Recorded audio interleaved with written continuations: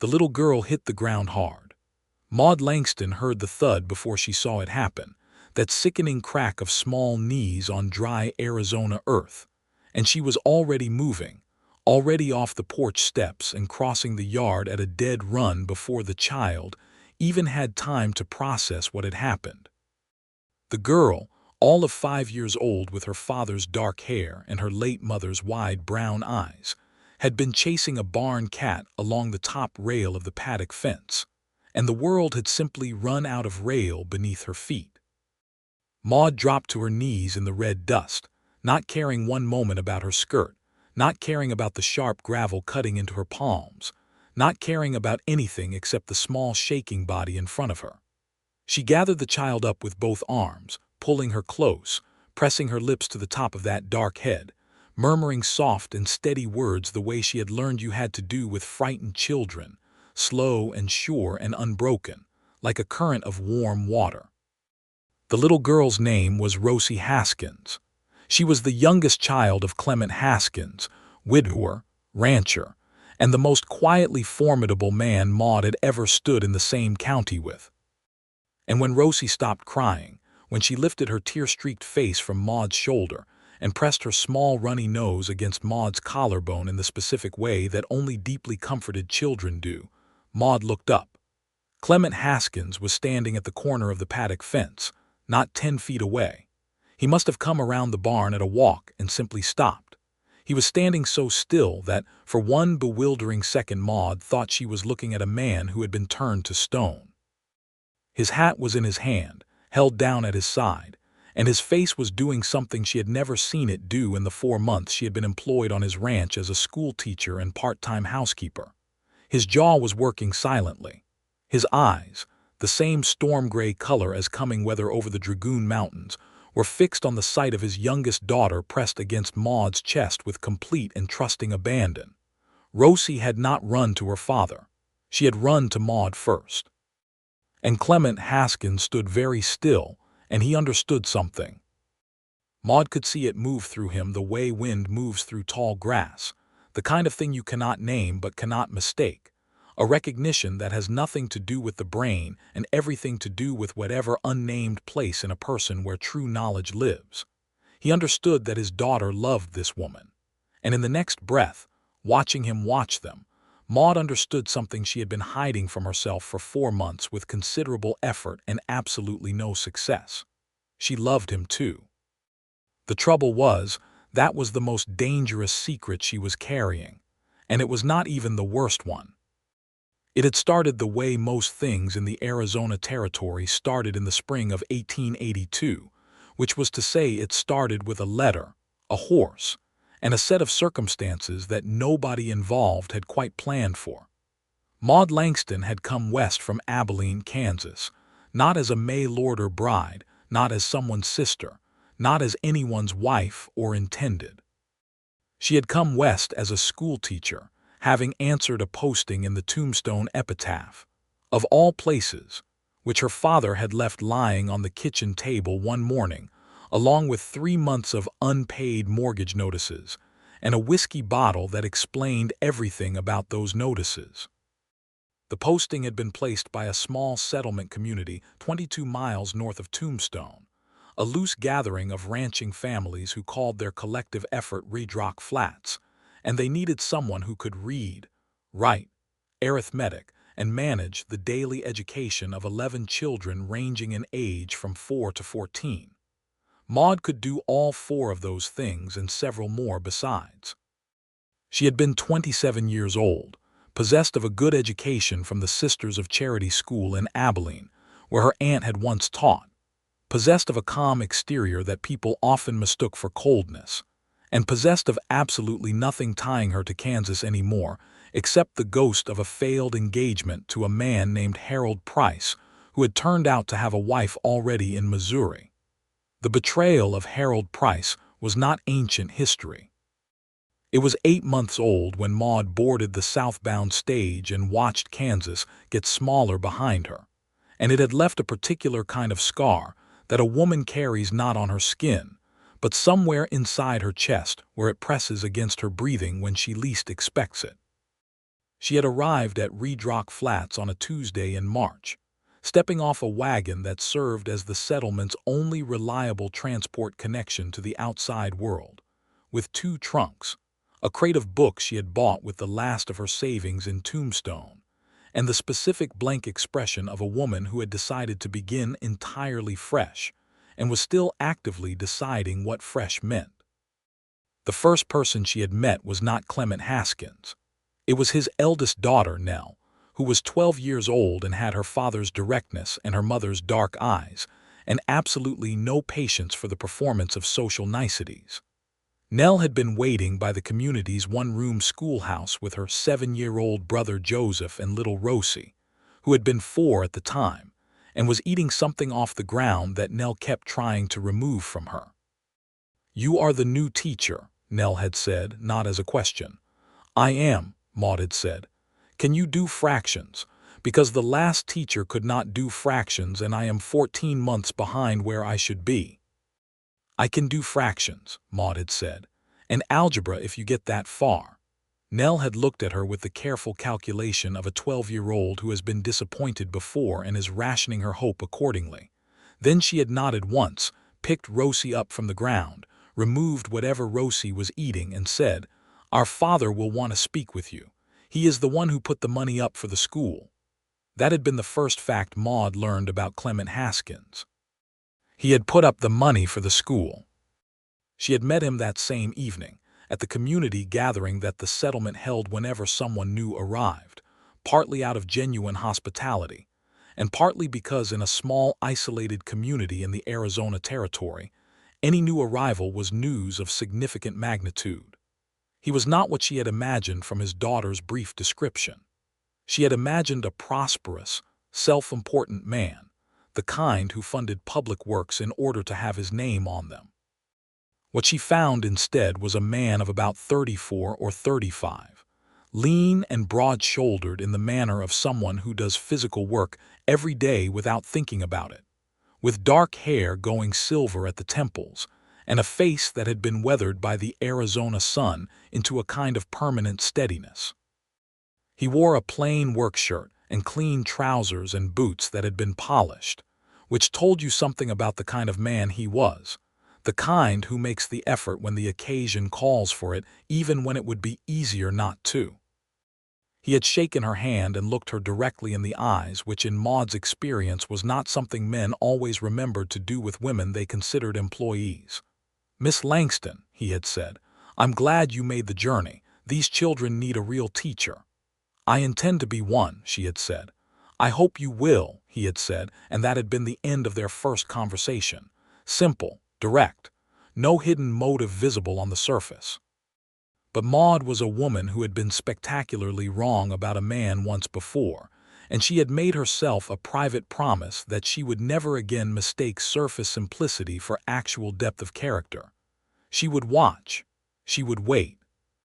She would learn who Clement Haskins actually was before she permitted herself to think about him in any terms except professional. That resolution lasted almost exactly 2 weeks. What broke it was not anything romantic. What broke it was the morning she arrived at the schoolhouse to find it locked, the wood around the door latch splintered, and inside, when she finally got the door open with the spare key she kept on her person, 3 of her textbooks missing and the small iron stove tipped onto its side. She had not panicked. She had righted the stove, assessed the damage, sent the children home for the morning, and gone to find whoever in Redrock Flats served as the nearest approximation to law enforcement, which turned out to be a man named Deaver who nominally represented the county sheriff's office, but spent most of his time at the one-room saloon that also served as a general store. Deaver had listened to her with the attentive expression of a man who is listening mostly so that he can dismiss her faster. He had suggested that the textbooks had probably been taken by someone passing through, that the stove had probably just fallen, and that in any case there was nothing he could do about it today. Maude had thanked him with extreme precision, left his office, and then walked with great deliberate calm to the Haskins ranch, because Clement Haskins had funded the school, and in her view that made him jointly responsible for its security. She had found him splitting wood behind the barn with the focused efficiency of a man who finds the physical work of splitting wood genuinely satisfying. He had stopped when he saw her face. "What happened?" he said, and just like that, without her having said a word yet. "Someone broke into the schoolhouse last night," she had said, "took 3 textbooks and tipped the stove. Deaver is not interested." Something in his face had gone very quiet in a way that was different from his usual stillness. The usual stillness was patience. This was something else.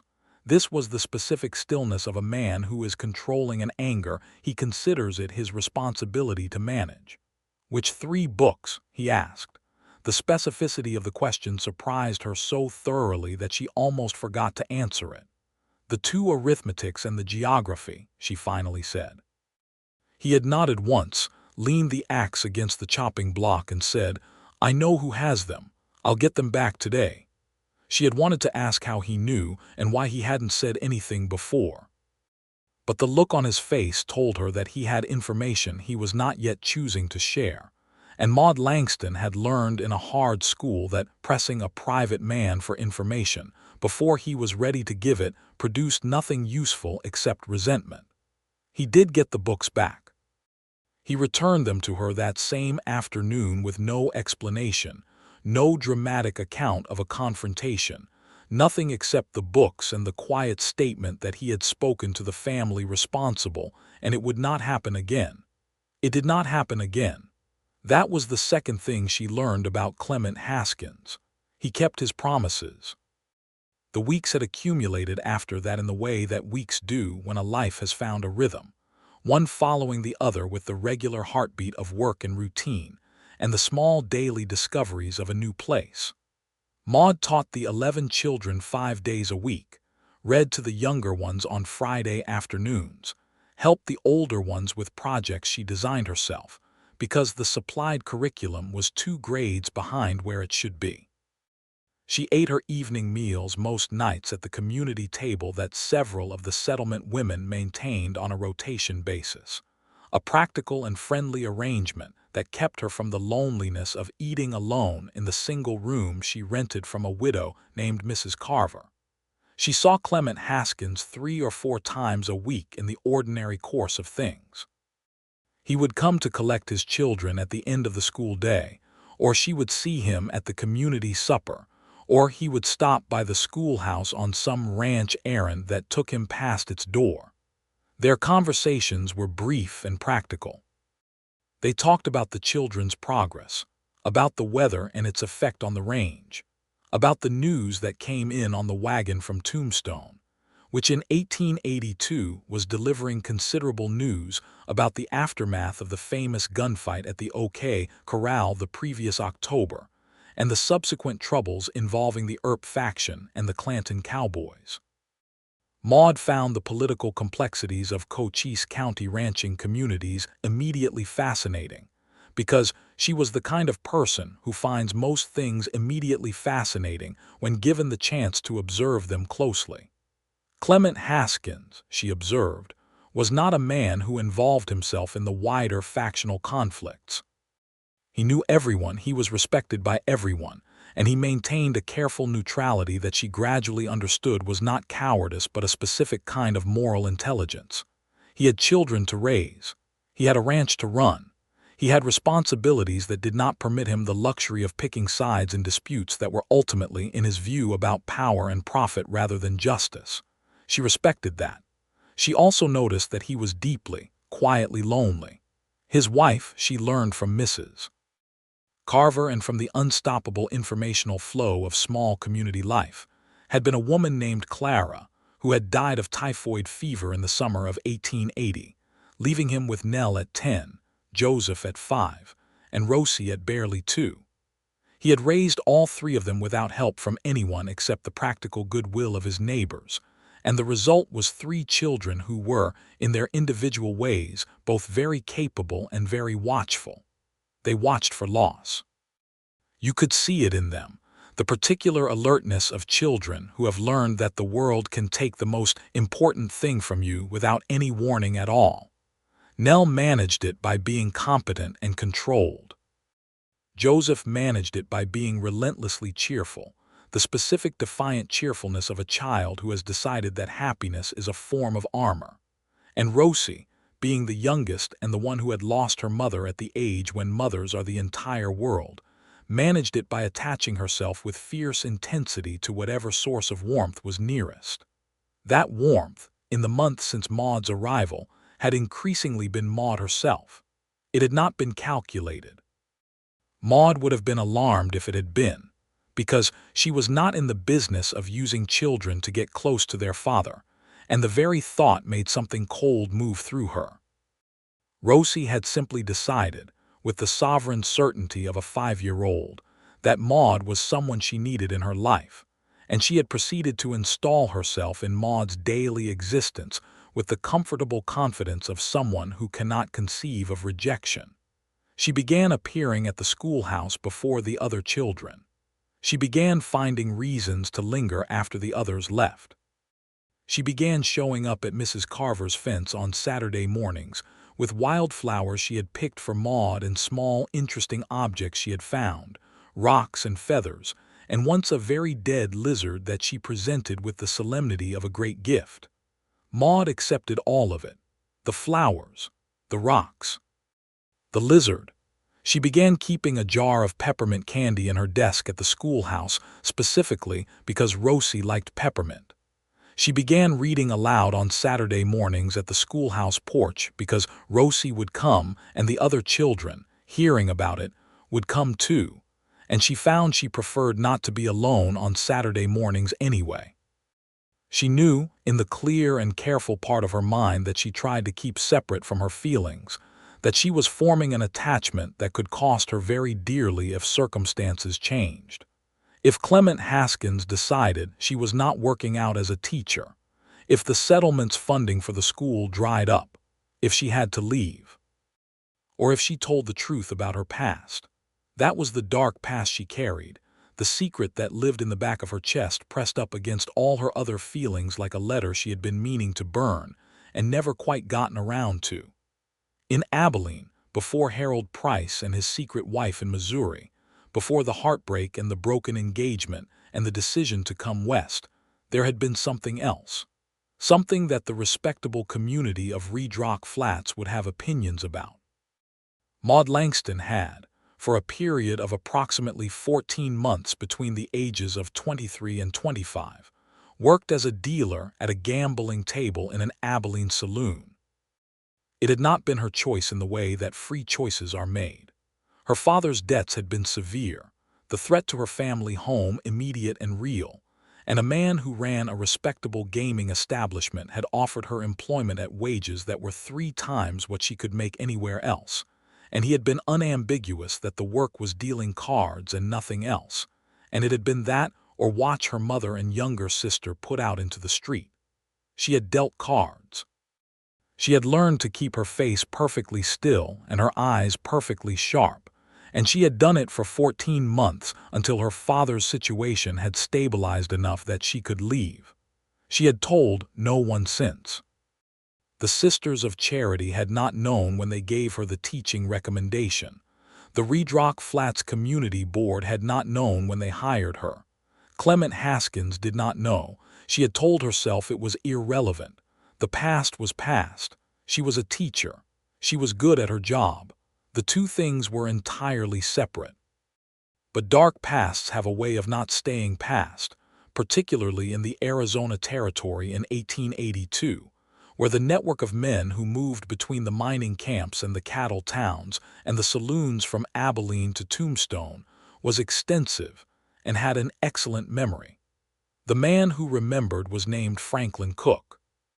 He arrived at Red Rock Flats on a Thursday afternoon in the middle of May, 3 days before Rosie's fall from the fence rail, riding a blue roan horse and wearing the look of a man who has traveled some distance specifically to be inconvenient. Maude recognized him the moment she saw him from the schoolhouse window, and her stomach turned over in a way she had not felt since the day Harold Price's Missouri wife had shown up on her doorstep. Franklin Cook had been a regular at the Abilene gambling table. Not a bad man, precisely, but the kind of man who collects information the way other men collect land, quietly and systematically, always alert to what might be useful later. He had recognized her. She could see it in his face from 30 feet away, the small, calculating smile of a man who has found something he was not looking for but immediately understands the value of. She had kept the children in for an extra half-hour that afternoon, working them through a recitation exercise with a calm she did not feel, and by the time she dismissed them, Franklin Cook had taken up a seat on the porch of the general store and was engaged in conversation with Deaver and 2 other men from the settlement. He came to the schoolhouse the next morning. She was alone. The children had not yet arrived. She heard his boots on the porch step and knew who it was before the door opened. "Miss Langston," he said, removing his hat with the performance of courtesy that some men use as a weapon. "Or should I say, Maude from the Excelsior House." "Good morning, Mr. Cook," she said, and kept her voice absolutely level. "Can I help you with something?" "I think perhaps we can help each other," he said, settling himself into the chair she used during lessons as though he owned it, which was a specific kind of rudeness that told her everything she needed to know about how he planned to conduct this conversation. He wanted money. Specifically, he wanted $20 a month, or he would share his recollections about her previous employment with the community board and let them draw their own conclusions. He was charming about it. He was even, in his way, apologetic, framing it as a practical arrangement between 2 people who understood the realities of the world. He did not threaten her with anything dramatic. He simply pointed out that her position in this community, her reputation, her livelihood, all of it rested on certain assumptions about her character and her past, and he was in a position to alter those assumptions significantly. Maude sat very still across from him and listened to every word and thought about the jar of peppermint candy in her desk drawer, and about Nell's fractions, and about Joseph's desperate, cheerful face, and about Rosie, who had fallen asleep on Maude's lap the previous Friday afternoon during the reading session, and had looked in sleep like the most peacefully undefended thing in the world. She thought about Clement Haskins, who had gotten the textbooks back without being asked twice. She said, with great precision, "I am not going to give you a single cent, Mr. Cook. But I am going to give you exactly 24 hours to leave this settlement, and if you are still here after that, I am going to go to Clement Haskins and tell him everything myself, including the fact that you are here." Franklin Cook had looked at her for a long moment with the expression of a man recalculating. "You'd tell him yourself," he said, not a question, skeptical. "I would rather lose this position honestly than keep it dishonestly," she said. "I have done that before and I know what it costs and I am not doing it again." He had left. Not immediately, not with the swift, dignified exit of a man who respects a clear position, but with the slow, deliberate departure of a man who wants you to feel his displeasure on the way out. He had spent that night at the settlement, which meant Maude spent that night in her room at Mrs. Carver's house in the specific agony of someone waiting for something terrible to either happen or not happen, which is almost always worse than the thing itself. He was gone in the morning. She had breathed. She had told herself it was resolved. She had not told Clement Haskins. And then 3 days later, Rosie had fallen off the fence rail, and the world had rearranged itself in a way that made all Maude's careful management of her own feelings suddenly irrelevant, because Clement Haskins was standing 10 feet away looking at his daughter in Maude's arms with an expression on his face that a person cannot sustain indefinitely without either speaking or breaking. He chose speaking. "Rosie," he said quietly, "come here and let me see your knees."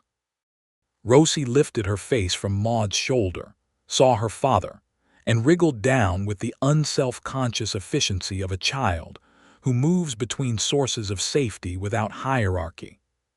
She crossed to Clement, who crouched down to her level with the ease of a man who has spent years meeting children at their height, and checked her knees with gentle, careful hands. "Not broken," he said. "Scraped. You'll be fine." "The cat went that way," Rosie said, pointing, apparently satisfied that the injury had been assessed and ready to proceed with the matter of the cat. "The cat will be wherever it wants to be regardless of what you do," Clement said, which was entirely accurate. He stood up, keeping one hand on Rosie's head for a moment longer than strictly necessary, and then he looked at Maude over his daughter's head. "Thank you," he said. "She wasn't far," Maude said. "No," he said. "She wasn't." Something else was said in the silence between those words that neither of them acknowledged, because neither of them was ready to, and they both knew it. It was Nell who forced the issue, as 12-year-olds with good observational skills have a way of doing. She appeared at Mrs. Carver's fence on Sunday after church alone, which was unusual because Nell rarely appeared anywhere without purpose. She was wearing her good dress, which was her blue calico, and her hair was braided, and she looked simultaneously older than 12 and younger than 12, the way children sometimes look when they are carrying a worry that belongs to adults.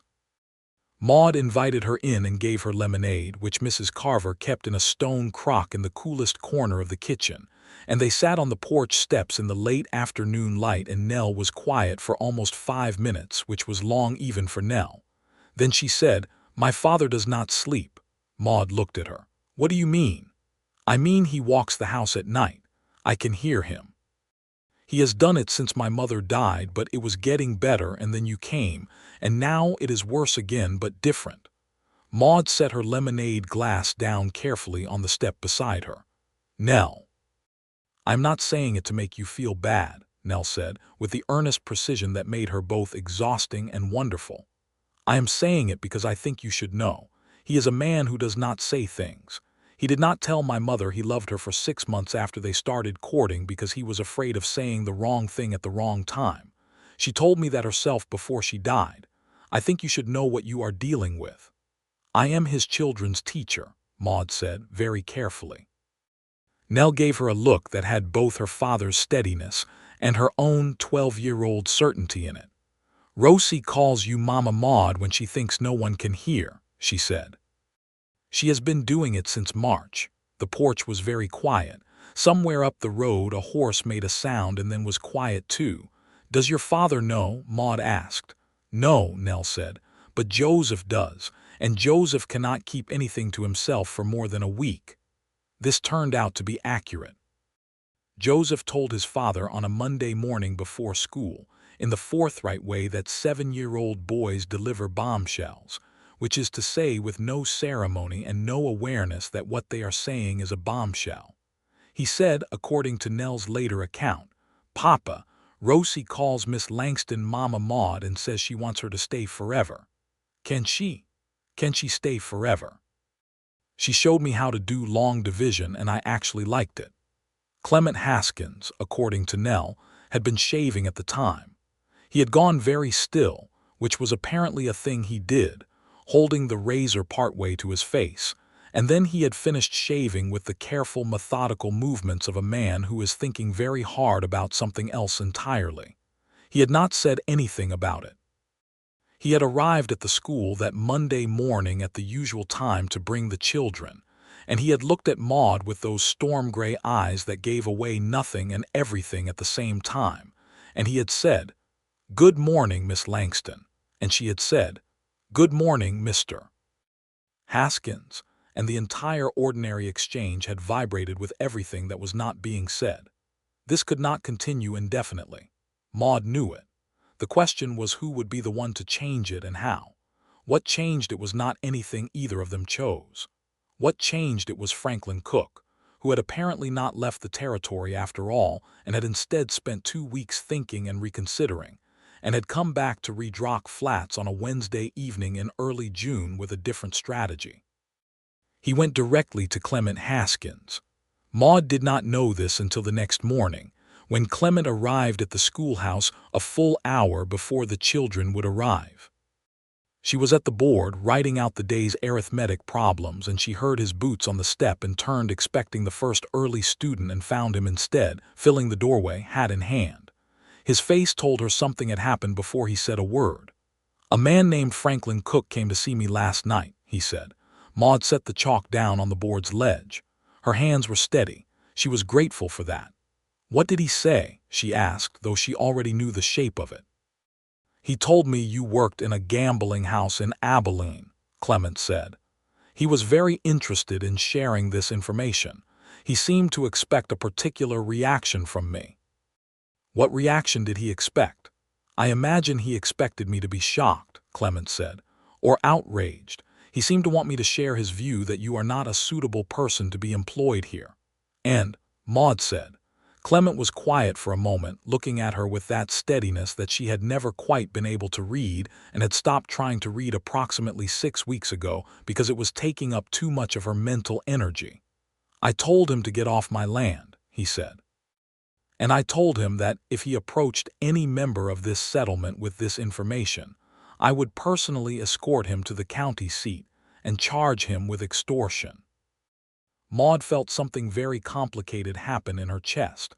It was not relief exactly, though relief was part of it. It was something more layered than relief, something that included gratitude and astonishment and a very sharp grief that this had happened before she had chosen to tell him herself. "You should have heard it from me," she said. "Yes," he said. "I should have. I was going to tell you," she said. "I was trying to find the right way to say it and the right time, and I was also being a coward, which I am not proud of." "Why did you do it?" he asked. The question was direct and quiet and contained no judgment, which was almost harder to manage than judgment would have been. She told him. She told him all of it, the same story she had told Cook when she confronted him at the schoolhouse that first time, her father's debts and her mother's home, and the calculation she had made at 23 that she would do what needed to be done and deal with the consequences later. She told it plainly, without decoration or excuse, standing in front of the arithmetic problems she had written on the board like an accused person standing in front of the bench. He listened to all of it without interrupting. When she finished, the schoolroom was very still, the particular thick silence of early morning in a small building before the day has opened it up. "Are you going to let me go?" she asked. "No," he said, immediately and without apparent deliberation. "The community board, I am the community board," he said, which was not strictly true but was true enough that she did not argue it. He was the man who had put up the money and who had the most children in the school and whose opinion carried the most weight. "And even if I weren't, a woman who worked for 14 months to keep her family from the street and then spent the next 4 years educating herself and getting qualified, and then came to the back end of nowhere to teach other people's children fractions, is exactly the kind of person I want teaching my children." Maude looked at him for a long moment. "That is a remarkably uncomplicated way of seeing it," she finally said. "I am a remarkably uncomplicated man," he said. "No," she said quietly. "You are not, but thank you for pretending to be." Something crossed his face then, the closest thing she had seen him come to a smile that was more than merely polite, a real one, brief and warm and startled-looking, the smile of a man who has not smiled like that in some time and has almost forgotten what it feels like. "Cook is gone," he said. "I made sure of it this time." "How?" she asked. "I rode with him to the county line," he said. "And I had a conversation with the county sheriff's deputy about his habit of attempting extortion. He will not be coming back." "You did that last night?" "Early this morning," he said. "I came here directly after." He had ridden to the county line and back in the early morning hours to deal with a threat against her. Maude absorbed this information and said nothing, because there was nothing adequate to say. The children began arriving shortly afterward, and the day proceeded in its ordinary way, and nothing dramatic happened, and Maude taught fractions and reading and geography with her customary focus, while something entirely different occupied the part of her mind that ran beneath the professional surface. That evening, for the first time since she had arrived at Redrock Flats, Clement Haskins asked if he could walk her home from the community supper. It was such a simple request, so ordinary in its old-fashioned courtesy, that Maude felt it go directly to the place behind her breastbone where she kept the things that mattered most. "Yes," she said. "Thank you." They walked the quarter-mile from the community supper to Mrs. Carver's house in the warm June evening, with the last light still holding pink and orange over the Dragoon Mountains, and the sound of crickets starting up in the dry grass on both sides of the road. They talked about the children's end-of-year presentations that Maude had been planning, and about the summer grazing conditions that Clement had been worried about, and about a book that Maude had been reading that he had apparently also read, Mark Twain's The Adventures of Tom Sawyer, which had come out 5 years earlier, and made its way west in the wagon supply rotation with satisfying regularity. It was the longest conversation they had ever had about something that had nothing to do with work. It felt, Maude thought, like the first conversation in a series, like the first page of a book that you can feel from the weight of it in your hand is going to be long. At Mrs. Carver's gate he stopped and turned to her and said, with the directness that she had come to recognize as his specific form of courage, "I would like to do this again." "Walk me home," she said. "Talk to you," he said. "Without an agenda. Without a reason, just talk." "That sounds very radical," she said, keeping her voice light because she needed to keep something light right now. "It might be," he said. "Good night, Miss Langston." "Good night, Mr. Haskins." She watched him walk back down the road in the last of the evening light, his hat on, his stride unhurried, the stride of a man who owns his particular square of earth and knows exactly how to move through it. The summer that followed was the best summer of Maude Langston's life up to that point, which she acknowledged to herself with the rueful awareness that this was also terrifying, because the best things she had loved before had consistently been taken from her. School let out at the end of June, as it did every year, because the ranch families needed their older children during the summer months. Without the daily structure of the schoolroom, the rhythm of her contact with the Haskins family changed, and instead of seeing Clement at school pickup and community suppers, she began seeing him in the longer, less formal ways of summer. He came by on Saturday mornings, and they would walk out to the red rock formations east of the settlement that gave the community its name, and he would show her the specific geological history of the place as he understood it, which was considerable because he was a man who had read everything he could get his hands on and retained most of it.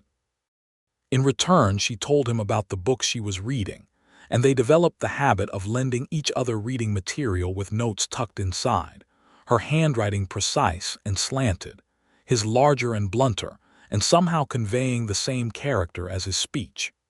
The children attached themselves to these Saturday walks with the inevitability of children who smell romance and approve of it. Nell pretended to come along only because she found the geological formations interesting, which was a transparent fiction that she sustained with impressive dedication. Joseph came because he came everywhere. Rosie came because Rosie was incapable of not being wherever Maude was if she had a choice in the matter. On one of these walks, in the heat of July when the red rocks shimmered in the afternoon light and the air smelled of creosote and distant rain, Rosie took Maude's hand and Clement's hand simultaneously and walked between them, and nobody said anything about it, and nobody needed to. The conversations grew longer and deeper. She told him things she had told very few people, about the Abilene years in more detail than she had offered in that first necessary confession, about her father's charming and catastrophic weakness for drink and speculation, about her mother's patient dignity in the face of it, about her younger sister Dora, who had married a farmer in Missouri and written letters that were cheerful and full of babies, and entirely unlike the life Maude herself had wanted. He told her things in return, slowly and with pauses between, the way private men share things when they trust, about Clara and the typhoid summer, and the specific horror of watching someone you love become unrecognizable over days and then be gone, About the 3 months after, when he had moved through the ranch and the children and the daily necessities like a man who had been hollowed out and was waiting to find out if anything would grow back. Did it? Maude asked. Grow back? It's been 2 years, he said. I think the right answer is that it grows differently, not the same as before, but something. She understood that. In August, on an evening when the late summer thunderstorms were rolling in over the mountains, and the air was electric, and Maude had come to the Haskins ranch to return a book, Clement walked out onto the porch as she was about to leave and stood beside her watching the lightning move along the ridge. And in the specific intimacy of that shared watching, he reached out and took her hand, not dramatically, not with any preamble, just took her hand in his large work-roughened one and held it. She held it back. They stood there until the first rain came down in the big warm drops that Arizona summer rain produces, and then he turned to her and said, with the same directness he brought to everything, I don't know how to do this. I did it once before a long time ago, and I'm not sure what I knew then applies anymore. I'm not sure what I know applies either, she said. My last experience was a disaster. You're Harold Price, he said. She had told him about Harold Price. My Harold Price, she confirmed. I am not Harold Price, he said. No, she said with complete certainty. You are absolutely not. He brought her hand up to his mouth and pressed his lips to her knuckles, the old-fashioned gesture so unexpectedly tender that Maude felt it run straight up her arm and directly into her heart. Maude, he said, I want to court you properly. I want to ask you formally and do this right. You have 3 children watching us from the window, she said, without looking at the window because she did not need to. I know, he said, without looking either. They can witness me asking formally. Maude Langston, may I court you? Yes, she said. Clement Haskins, you may. From inside the house came the muffled sound of Joseph saying yes with a volume that suggested he had forgotten the window was closed, followed by Nell's sharp shushing, followed by Rosie's high clear voice asking what courting meant. Maude laughed. It came out of her unexpectedly and fully, the real laugh that she did not produce often, and she felt Clement's hand tighten briefly around hers. What followed was a courtship that Maude thought afterward must have been visible from some distance, like a prairie fire that starts small and clear and spreads with the steady logic of wind. The settlement noticed. Of course the settlement noticed. A small community in the Arizona Territory in 1882 had as its primary entertainment the observation of its own internal dramas, and the development between the schoolteacher and the widower rancher was the most interesting drama available since the disagreement between the Miller brothers over their father's fence line had resolved itself the previous winter. Mrs. Carver, who was shrewd and kind in equal measure, offered her opinion unsolicited one September morning while Maude was having breakfast. He's a good man, she said, better than most, and those children need a mother. Not as a reason, she added, with the precision of a woman who has watched enough bad marriages start with the phrase the children need, but as a blessing on top of a good thing. I know, Maude said. Do you love him? Mrs. Carver asked. Maude considered lying, which would have been pointless. Yes, she said, I do. Does he know? I think he knows, Maude said. We are both people who are careful about what we say. Tell him, Mrs. Carver said. I have observed over the course of my 71 years that careful people suffer for nothing approximately twice as often as reckless people, because reckless people at least find out. Maude told him in October. It was a Sunday after church, and the October light in the Arizona Territory is a specific kind of gold that does not exist elsewhere, warm and exact, and they had walked out to the Red Rocks again, just the 2 of them this time, the children having been deposited with neighbors for the afternoon in what was an increasingly transparent arrangement that everyone was entirely comfortable with. They were sitting on the flat-topped boulder that had become their habitual spot, looking west over the range, and Maude said, without preamble because preamble had never been her best register, I love you. I wanted you to know that without any additional context or qualification. I love you, and I am not uncertain about it, and I am not afraid of saying it. Clement was quiet for a moment that stretched long enough that she began to wonder if she had miscalculated badly. Then he turned to look at her with those gray eyes that she had been reading for 7 months now and could finally read clearly. And what she saw in them was so uncomplicated and so complete that she felt something in her chest unclench that had been clenched for years. "I have been waiting," he said, "to be sure I said this right. Clara would tell you this is typical of me. I waited 6 months to tell her. I am apparently constitutionally unable to say important things quickly." "You have had less than 6 months," Maude pointed out. "7," he said. "Fair enough." "I love you," he said. "I loved you in some form probably since you walked to my ranch and told me your schoolhouse had been broken into and required my attention. Nobody talks to me like that. It was extraordinary." Maude laughed again, the real laugh, and he smiled again, the real smile, and he leaned over and kissed her the first time. And it was nothing like what she had expected, which she realized afterward was because she had been expecting something dramatic from a life that had given her a lot of drama, and what Clement's kiss was simply right. Warm and certain and entirely itself. When he pulled back, he looked at her with an expression she could only describe as earnest, which was not a word she would have applied to him before but seemed in this moment exactly accurate. "I want to ask you to marry me," he said, "but I want to be sure you understand what you would be marrying. The ranch is not prosperous in any grand way. It's solid. It sustains us. I'm not going to make you rich." "I am a schoolteacher in the Arizona Territory," Maude said. "I have never expected to be rich. I have 3 children who already love you and will make enormous demands on your patience and time. I am already familiar with all 3 of their particular demands," she said. "I find them mostly delightful. Rosie calls you Mama Maude," he said quietly. "I heard her. I think it's been going on for some time." "Yes," Maude said. "Does that—" He paused. "It doesn't frighten me," she said. "If that's what you're asking, it makes me feel like something I have been carrying for a long time has put itself down." He was quiet for a moment, and then he reached into the pocket of his coat and produced a ring, a simple gold band with a small garnet set in it, warm red in the October light, the kind of ring that a careful man saves for and buys with the specific intention of permanence. "Maude Langston," he said, "will you marry me?"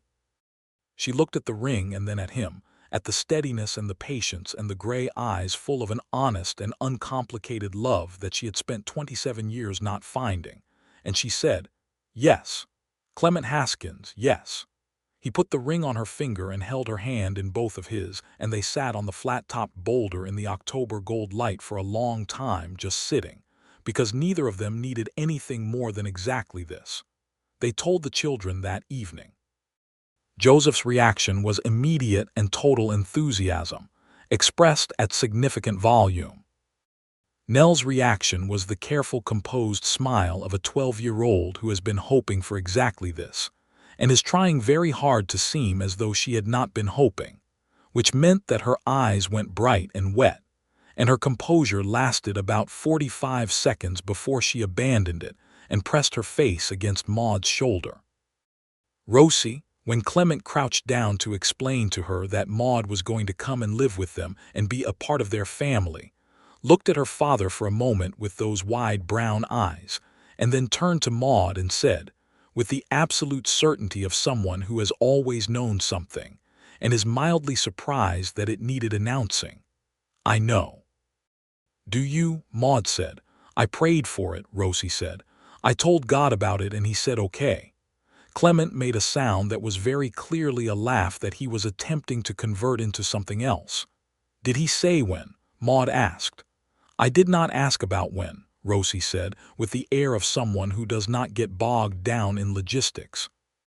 They were married in December of 1882, at the small non-denominational church that the Red Rock Flats community had built the previous year, on a Saturday when the air was cold and clear, and the Dragoon Mountains were dark against a sky the color of ice. The settlement came in its entirety, because an event of this magnitude required collective witness, and also because Mrs. Carver had organized a reception supper that nobody with any sense would miss.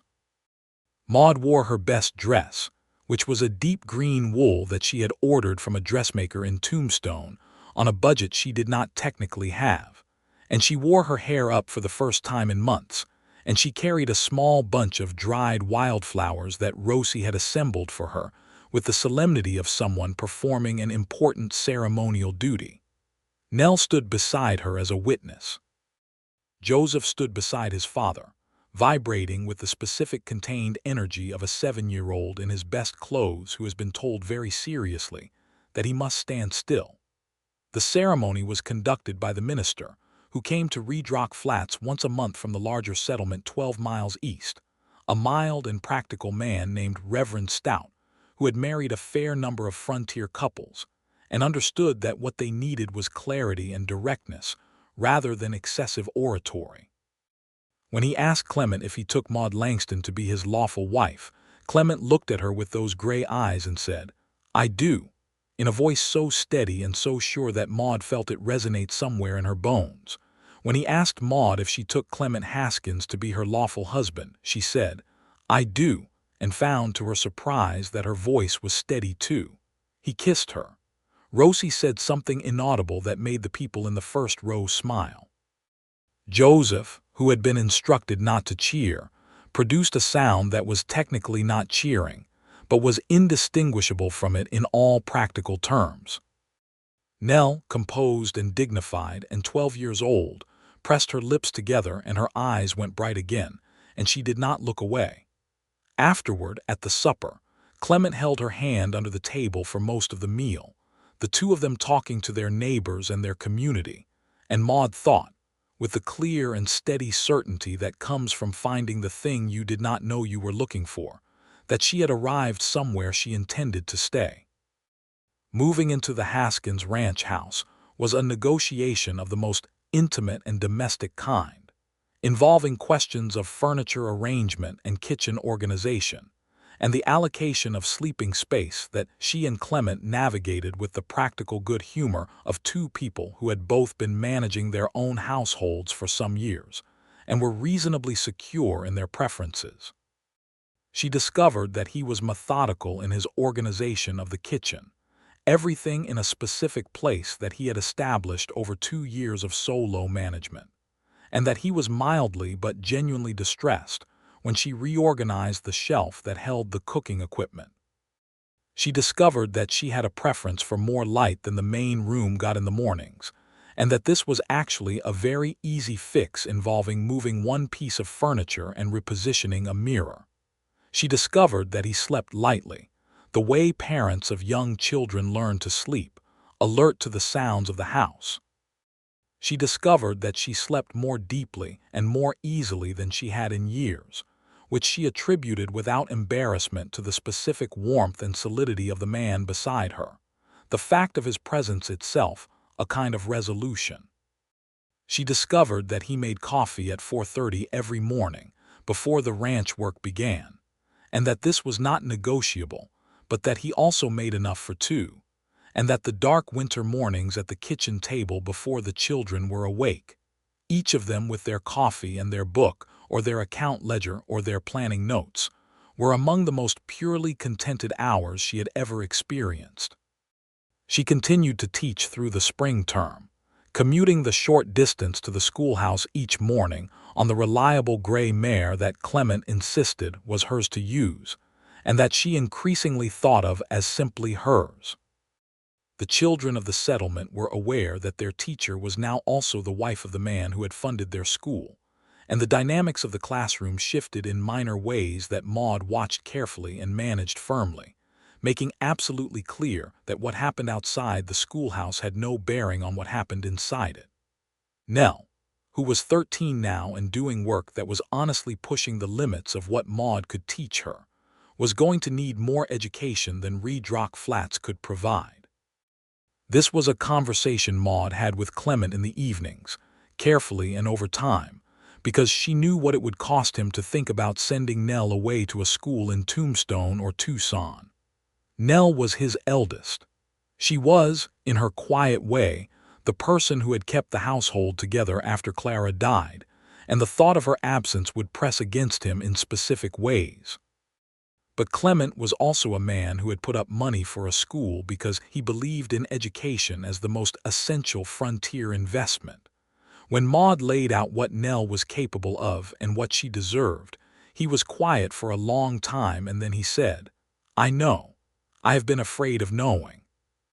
"She could board during the week," Maude said. "Come home on weekends. It is 12 miles.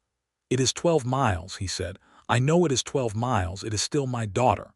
"Yes," Maude said. "She is your daughter who is capable of extraordinary things if someone teaches her properly."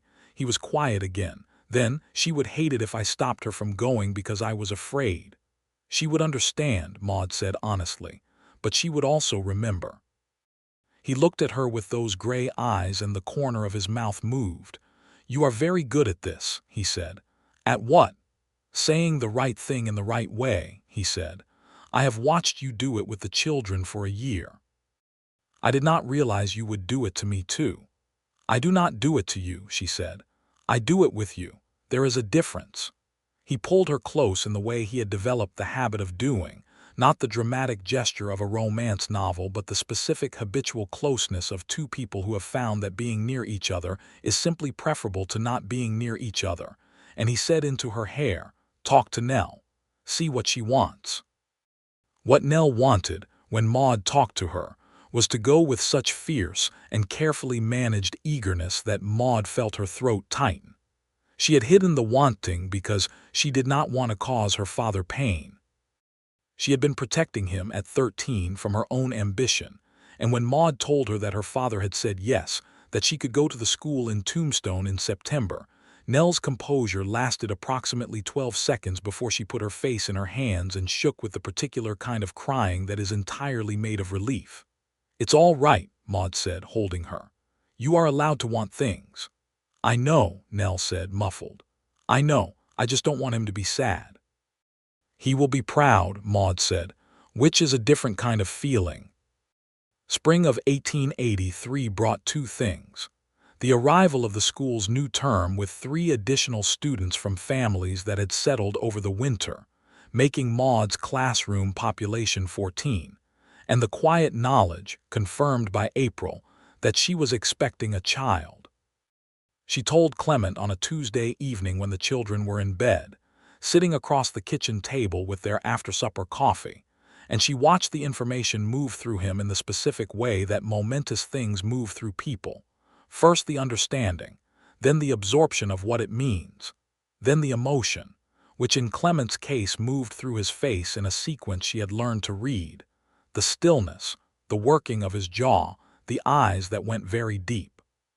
He reached across the table and took both her hands in his. "Maude," he said. "Yes," she said, because there did not seem to be anything else needed. He pressed her hands and said nothing for a long moment, and she could see all of it in his face, the joy and the fear in the specific proportions that a man carries them who has lost someone before, who knows intimately that the people you love are not guaranteed to you. "Are you well?" he asked. "I am perfectly well," she said. "Mrs. Carver says I am entirely healthy, and she has attended approximately 40 deliveries in her lifetime, so I give her opinion significant weight." "Good," he said. "That is good. Are you happy?" she asked because she wanted to hear it. He looked at her with those eyes that she could read now, that she had learned over 8 months of marriage to read with the fluency of a person who has studied a language they love, and what she saw was so uncomplicated and so deep that she felt it settle into her like light settling into stone. "Yes," he said, "I am very happy. I am also terrified, which is a thing I think I am allowed to be."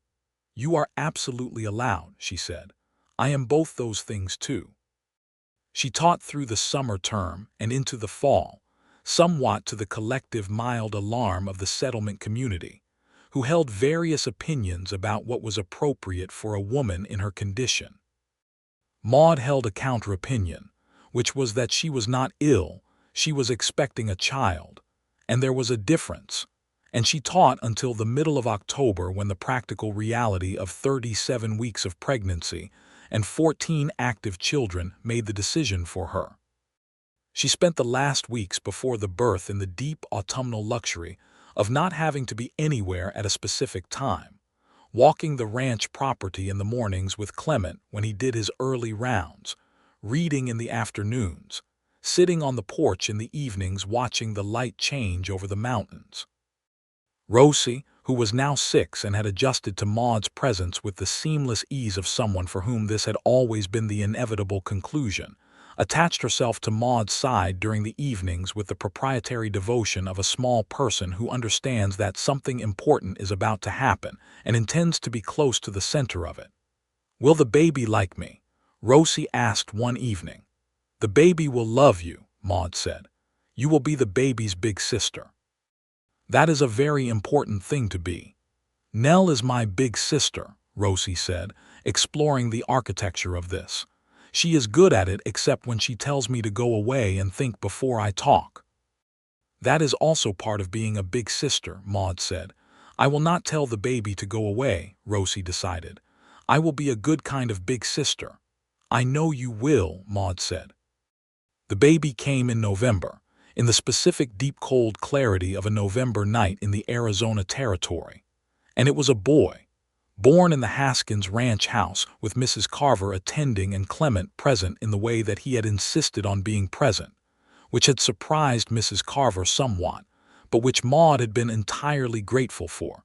The specific anchoring reality of his hand in hers when the labor was at its hardest. They named him Thomas, which was Clement's father's name, and he arrived in the world with a quantity of dark hair and a very clear opinion about the temperature of the room, expressed at volume. Joseph, who had been waiting with Rosie in the main room through the hours of the night, burst into the bedroom the moment he was permitted, and examined his new brother with an expression of such concentrated assessment that Maude had to bite the inside of her cheek to keep from laughing. "He is very small," Joseph reported. "He will get bigger," Clement said. "He sounds angry," Joseph said. "He has recently been born," Maude said. "He has reason to be."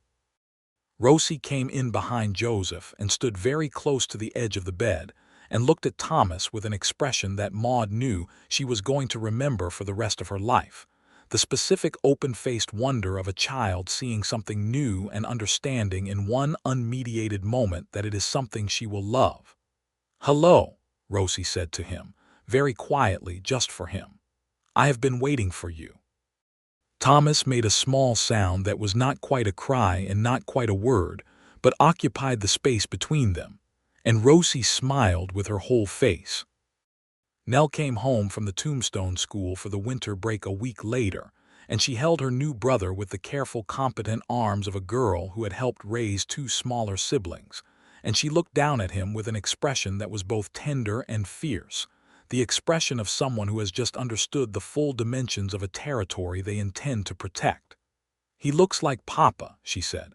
"He does a little," Maude said. "He has your hands," Nell said. She turned the baby's small fist gently in her fingers. "Look, your hands."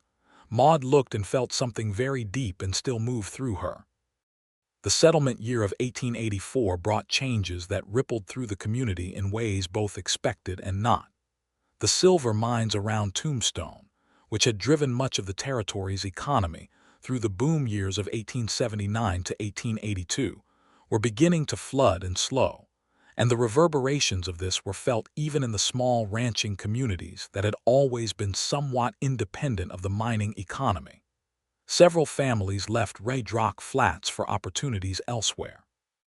New families came in, drawn by the reliable water that made the area viable for ranching, even as the mining sector contracted. Maude's classroom shrank to 10 students in the spring, and then grew back to 12 by fall with the arrival of 2 new families, one of them bringing a girl of 11 named Clara, which produced a particular moment of quiet when Clement heard the name, a moment that Maude noticed and held space for without comment, because she had learned that this was what was needed. She hired a young woman from the new family, 17-year-old Ada Pearson, to help with Thomas in the afternoons, which gave Maude the teaching hours she needed, and gave Ada an employment that her family was grateful for. Thomas, at 1 year old, was a sunny and determined child, pulling himself up on every available surface and regarding the world with the interested confidence of someone who finds it mostly excellent. The school grew, and with it, gradually, the possibility of something Maude had been thinking about for 2 years. She wrote letters, careful and documented letters, to the Territorial Board of Education in Tucson, arguing that a community of Red Rock Flats' size and trajectory warranted a properly funded and staffed school rather than the single-teacher operation she had been running. She used numbers and projections, and cited the research on frontier community development that she had found in the periodicals that came in on the wagon. She wrote 3 drafts of each letter before she sent it. She told Clement what she was doing. He read her letters and said, "These are very good." And then he added his own letter, shorter and less technical, a rancher's testimony about what a proper school would mean for the families who were choosing whether to stay or go in an uncertain territory. The Territorial Board responded in the spring of 1884. They would not fund a second teacher. What they would fund was a new schoolhouse, larger than the current one, with a proper stove and a library allocation. "It is not enough," Maude told Clement. "It is a start," he said. "You always say things like that," she said, not unkindly. "Because they are always true," he said. "It's a good thing I like your practicality," she said, "or it would be very annoying." "You more than like it," he said. "You find it deeply reassuring." "I do not confirm that in your presence," she said. He smiled. The real smile, the one she had been the cause of for 2 years now, the one that still startled her sometimes in its warmth. The new schoolhouse was built in the summer of 1884, a community effort that took 3 weekends and involved most of the able-bodied people in the settlement. Clement worked alongside the other men from the first morning to the last nail, and Maude worked alongside the women, organizing food and materials and managing the children who kept wandering into the construction and needed gentle but persistent redirection. She found herself working next to a woman named Helen Dunbar, whose husband had arrived 6 months ago, and who turned out to be educated, practical, and exactly the kind of person Maude immediately wanted as a friend. Helen Dunbar had been a teacher herself, back in Ohio, before her marriage had brought her west. Maude's letter-writing campaign to the Territorial Board intensified considerably. By September of 1884, the new schoolhouse was open and in service, and by November, Helen Dunbar had been officially hired as Maude's assistant teacher, part funded by the territory and part funded by the settlement community, and the school that had been one woman with 11 children and a box of peppermint candy was becoming something real, something that could last beyond any one person. Maude taught the older students and the more advanced curriculum. Helen taught the younger ones. They divided the work with the natural efficiency of 2 people who are well matched in both skill and disposition, and the results were almost immediately visible in the children's progress. Nell came home from the Tombstone School that Christmas with a portfolio of her writing that she spread across the kitchen table on Christmas Eve and asked Maude to read, and Maude read every page with the focused attention it deserved and said, when she had finished, "Nell, this is very good. This is genuinely very good writing." Nell said, in the carefully contained way she had when she wanted something large, "There is a women's college in California." "I know," Maude said. "I have written to them," Nell said. "I know," Maude said. She had helped her draft the letter the previous spring at Nell's request, during one of Nell's weekend visits home. Clement came in from the barn where he had been managing a last-minute nativity crisis involving Joseph and 2 of the ranch dogs, and Nell looked at him across the kitchen table with her portfolio spread between them and said, "Papa, I want to apply to Mills Seminary in Oakland."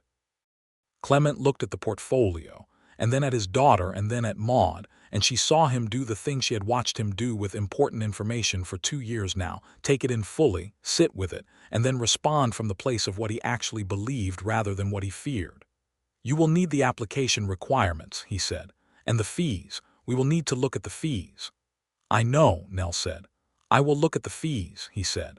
Nell's composure held this time for almost 30 seconds.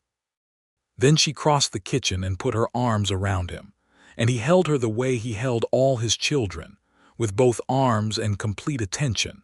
And Maude stood at the kitchen counter and felt something that she thought was probably the specific quality of happiness that belongs to a life that has become, in all the ways that matter, genuinely full. Thomas was 2 at Christmas of 1884, walking everywhere with the focused determination of a small explorer, and Rosie was 7 and could read independently, and had recently decided that she wanted to be a doctor, which she announced at the Christmas dinner table with the confidence of someone who does not yet know that this is not how things are typically arranged for women, and cannot therefore be discouraged by that knowledge. Joseph, at 9, had become a genuinely excellent horseman, which Clement said with the pride of a man who respects this above most accomplishments, and had also developed a habit of bringing home injured animals and presenting them to Maude with the hopeful expression of someone who trusts her to solve whatever the problem is. She had, over the course of the fall, treated a bird with a damaged wing, a rabbit with a cut paw, and a very elderly tortoise that Joseph had found near the eastern water source and had carried home in his hat. The tortoise had been named Aristotle and had taken up residence in the kitchen, where Clement tolerated him with the expression of a man who has made certain domestic compromises and made his peace with them. By the spring of 1885, Maude was expecting again. She told Clement on a March evening, again across the kitchen table, again with coffee, and again watched the information move through him in that particular sequence, the stillness, the depth in his eyes, and then the warmth. "Thomas will have a companion," he said. "At some point Thomas will have a companion," she said. "In the meantime, Thomas will mostly be unaware." "Thomas will be very interested when the baby arrives," Clement said. "He is interested in everything." "He is your son," Maude said. "And yours," he said, and the simple directness of it, the complete casual ownership of the fact, moved through her in the way it always did when he said things like that, as if it were the most obvious truth in the world. She taught through the spring term again, with Helen Dunbar holding the classroom steady when Maude needed to sit down and drink water, which the Arizona heat required with increasing frequency. She finished teaching at the end of June when the summer break arrived, 3 months before the baby was due, and spent the summer in the particular contentment of the ranch's daily rhythms, the early mornings with coffee and Clement, the long hot afternoons with the children, the evenings on the porch when the heat broke a little, and the sky turned the colors that she had realized, somewhere in the previous 2 years, she now thought of as home. Joseph, who was 10 now and had reached the age where ranch work was beginning to mean something real and not just watching, worked with his father every morning and came back in the afternoons dusty and satisfied, and she would hear them sometimes talking in the barn in the low voices of people engaged in the collaborative business of actual work, and the sound of it, her husband and his son, was one of the sounds she treasured most. Nell wrote from Oakland. She had been accepted to Mills Seminary. The letter arrived in July, and Maude read it out loud at supper, and the table erupted with the particular organized chaos of a family receiving very good news.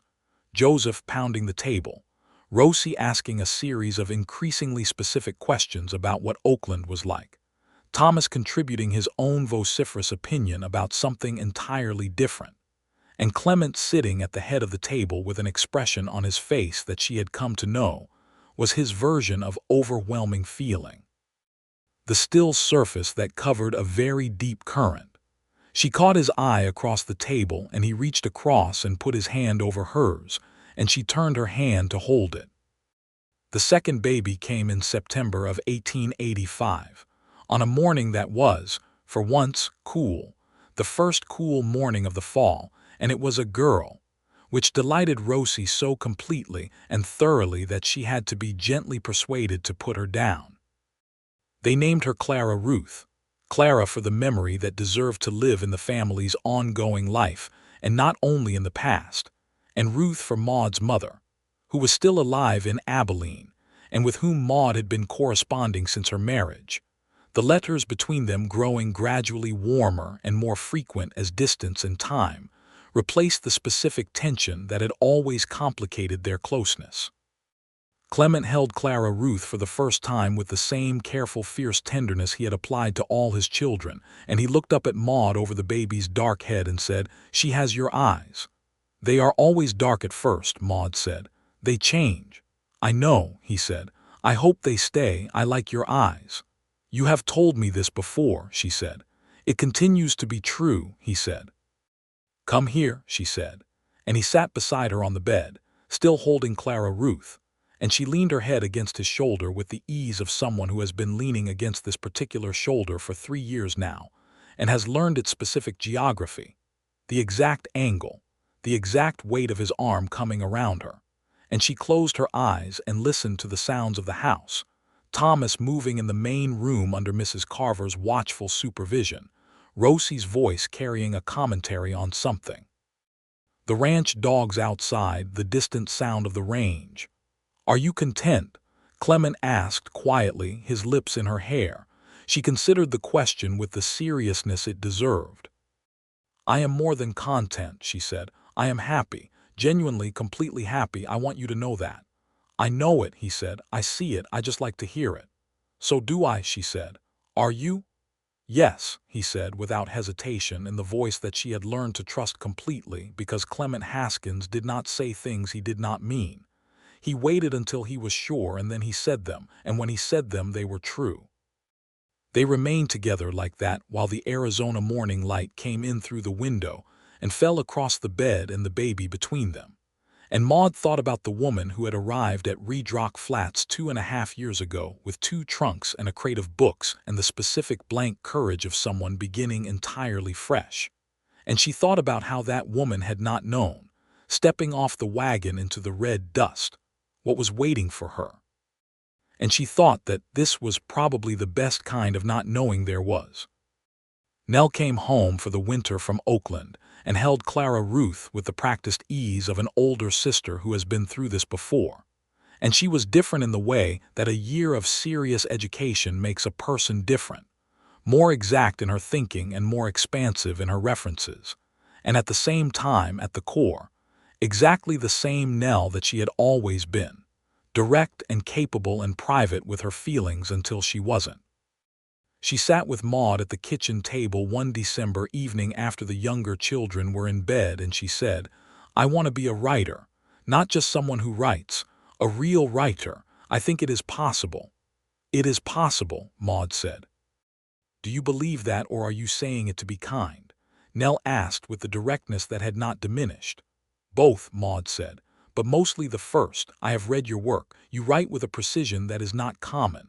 "Mills has a professor who knows editors," Nell said. "Not famous editors, but real ones." "Then you should talk to that professor," Maude said. "I already have," Nell said, and smiled the rare full smile that transformed her face from serious to radiant. "Then you are doing everything right," Maude said. Nell reached across the table and took her hand in the brief firm grip that was her version of the embrace she could not always produce, and said, "I want you to know that I am glad you came here. I am glad for my father, and I am glad for myself." Maude held her hand back and said, "So am I, Nell. So am I." The years settled into themselves after that with the weight and richness of a life that has found its form. The ranch prospered steadily, not dramatically, in the way that Clement had promised, solid and sustaining, expanding gradually as the territory's economy shifted from mining to agriculture and ranching. Clement bought the adjacent water rights in 1886 and the additional range that came with them, which was the largest single business decision of his ranching career and the one he deliberated over the longest, walking the property at 4 in the morning for 2 weeks before he made it, until Maude, who had heard the footsteps enough times by then to know the pattern, finally said at breakfast, "Buy the water rights. The numbers work. You know they work." He had looked at her and said, "You have been doing the numbers." "Of course I have been doing the numbers," she said. "Did you think I was going to stand by while you wore holes in the floorboards worrying about something I could calculate for you?" He bought the water rights. The school grew. The second teacher became a third. a young man named Mr. Cooper from Tucson who arrived in 1887 and made the school finally what Maude had envisioned, a real three-teacher institution with a proper curriculum and a library that had accumulated over the years into something a child could actually get lost in. Thomas was in the lower class by then, 4 years old and fiercely interested in everything, particularly the horses and the books about horses, and Clara Ruth was 2 and following Rosie everywhere with the specific adoring determination of a younger sister who has identified her ideal person. Rosie was 9 and still determined to be a doctor, which had not dimmed in 2 years and showed no signs of dimming. Maude had been systematically feeding this ambition with every medical text she could obtain from the wagon supply chain, and Rosie absorbed them with the focus of someone who has found the thing she was meant for. Clement watched this development with the quiet pride of a father who knows his daughter's will and would not stand in its way for anything. Joseph was 12 and had become genuinely indispensable on the ranch, working beside his father with the easy partnership of 2 people who have found their common language, which in their case was the language of land and animals and the daily intelligent management of both.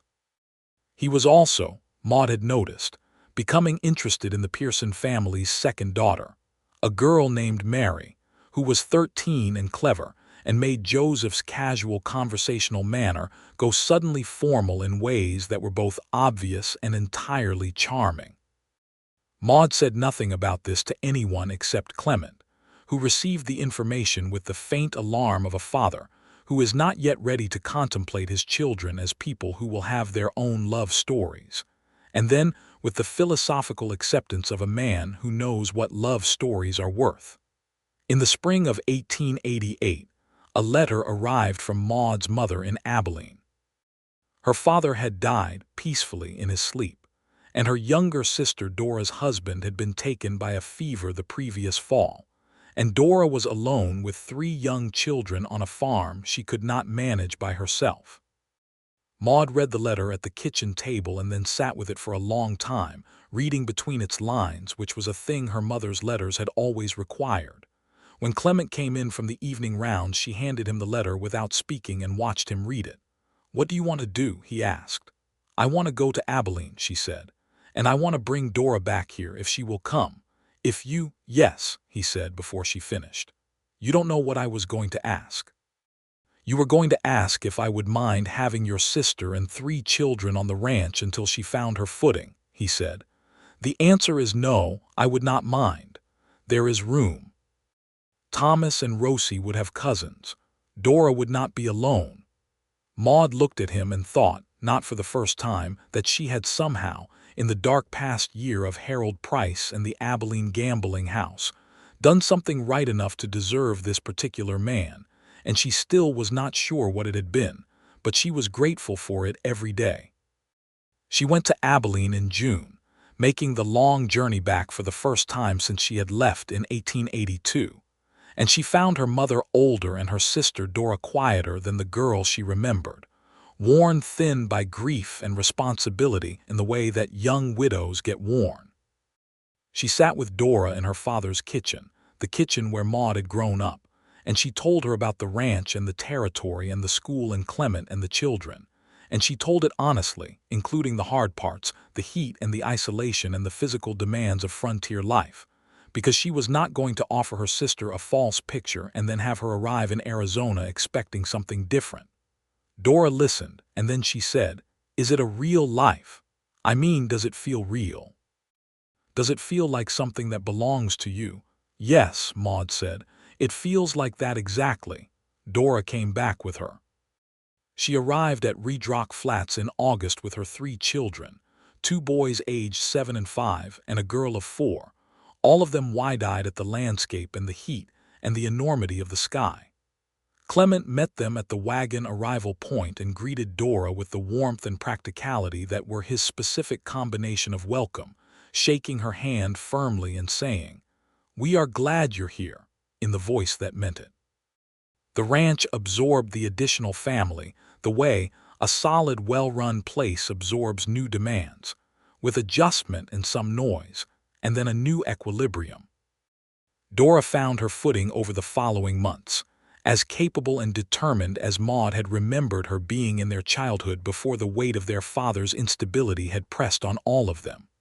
She helped in the house and learned the rhythms of the ranch and was, Maude observed with deep satisfaction, good with the children, all of them, hers and Maude's and the ones in between. By the fall of 1888, Dora was teaching in the settlement school alongside Maude, which brought the staff to 4 and the enrollment to 22 children, a number that made Maude look at the original one-room schoolhouse with its single stove and its sparse curriculum and feel the specific satisfaction of having built something from almost nothing. The autumn of 1889 brought Maude's last teaching term as the school's primary director. Not because anything was ending, but because she had trained her successor, and the school had grown beyond any single person, which was exactly what she had always intended. Helen Dunbar had been the logical person to take the leadership role for 3 years, and when Maude formally handed it over in September, she did it with the clean feeling of a thing completed correctly. She did not stop working.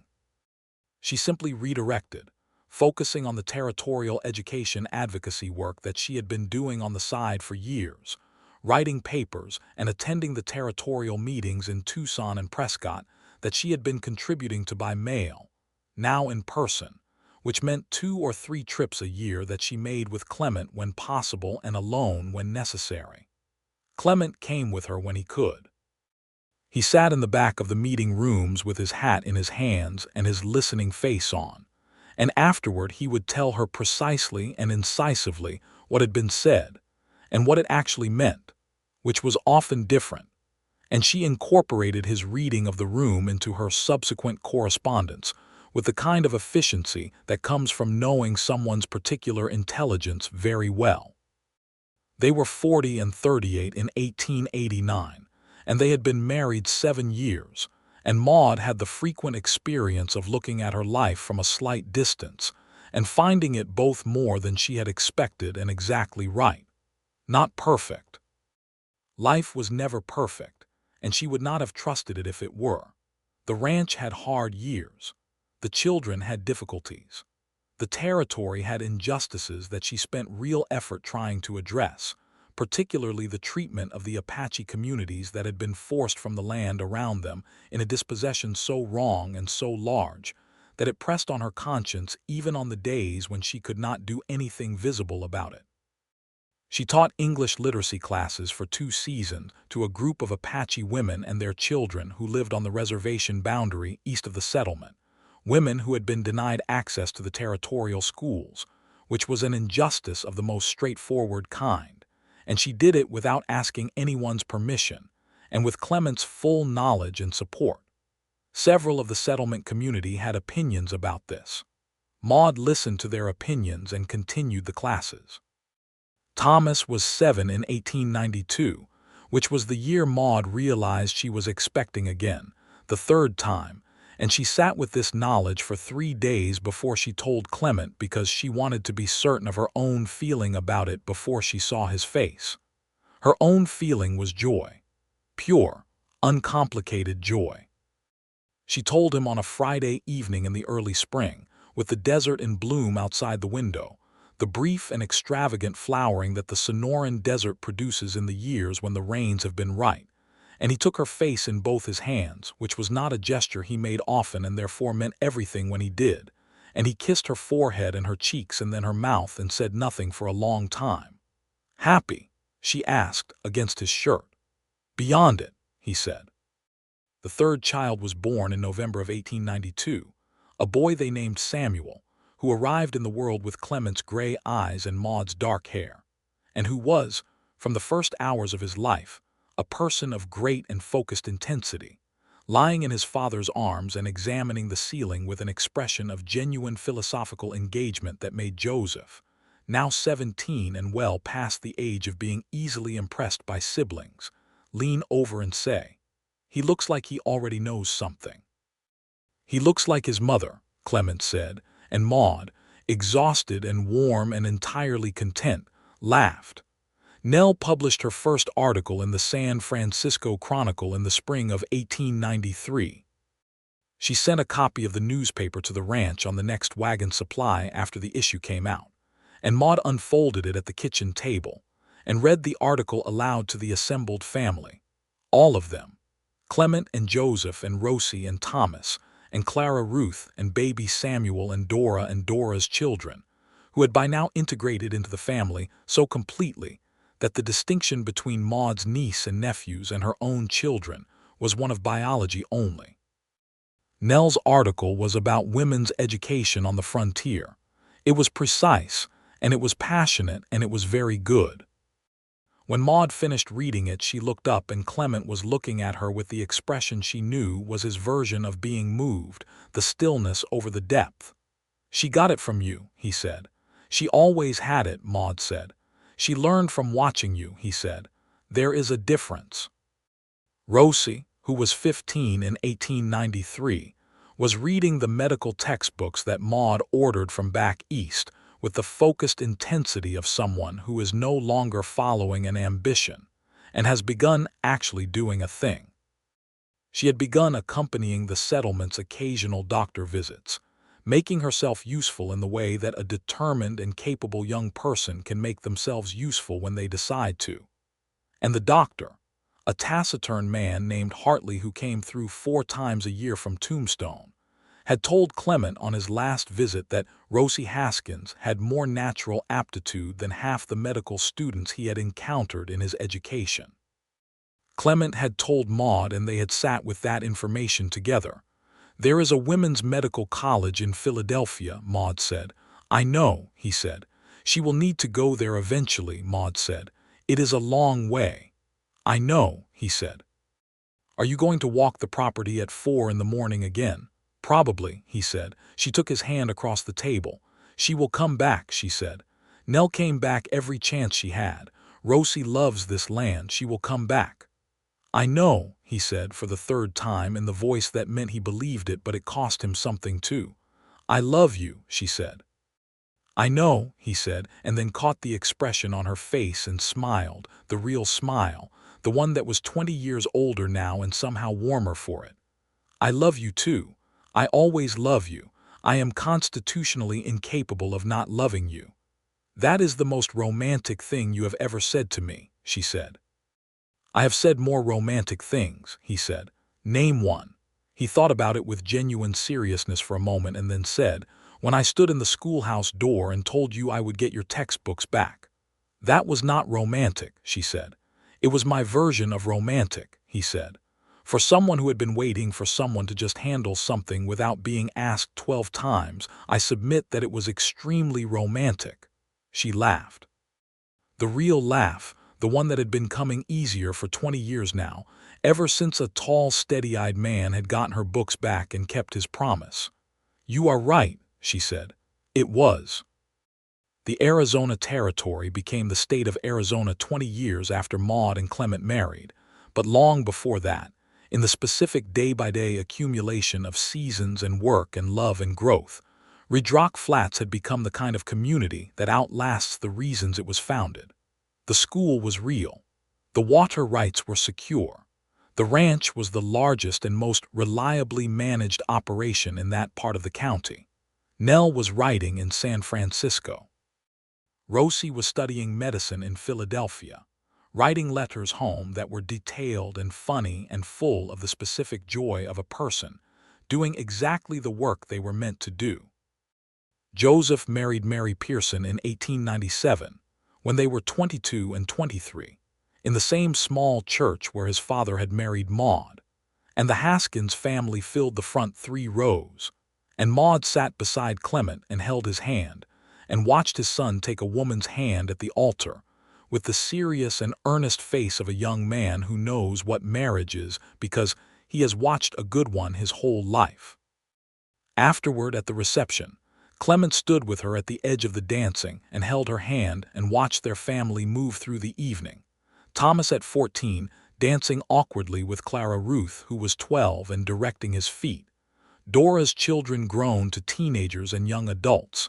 Mrs. Carver at 81 still sharp as a tack in the corner chair. Rosie home from Philadelphia for the wedding. Dancing with her brother's groomsmen with the unself-conscious joy of someone who has been away from home and come back to it and is feeling the full pleasure of both things. We started this with a broken-into schoolhouse and 3 textbooks, Maude said. You started it with a broken-into schoolhouse, Clement said. I started it with watching you walk up to my property and tell me what needed to happen. You liked that, she said. I have never recovered from it, he said, entirely seriously. She turned to him, and he looked down at her with those storm-gray eyes that the years had lined at the corners and that she had been reading for 15 years now, reading them as clearly as she read anything, more clearly. And what she saw in them was what she had seen from that October day on the red rock boulder, uncomplicated and complete and enduring. Good, she said. He bent his head and kissed her in full view of the entire Red Rock Flats community, their children and their sister-in-law and their longtime neighbors and their community's new generation, and the assembled company expressed their collective approval with a warmth that said everything about the regard in which this marriage and this family were held.